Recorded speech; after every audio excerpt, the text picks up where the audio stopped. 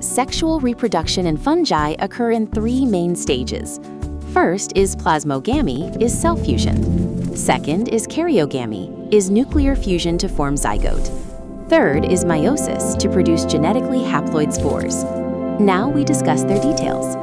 Plasmogamy, when cytoplasm of two haploid cells fuses, bringing two nuclei in one cell and form dikaryon. Karyogamy, in this, two nuclei fuse to form diploid zygote. Meiosis, in this, diploid zygote undergo meiosis and produce haploid spores. Types of sexual spores in fungi. First is Zygospores. It is formed by fusion of two gametes, creating a thick-walled spores. Next is Ascospores. In it, spore produce in a sac-like structure called ascus. Basidiospores. In it, spore formed on club-shaped structure called basidium. Oospores. In it, spores formed in a female structure, oogonium.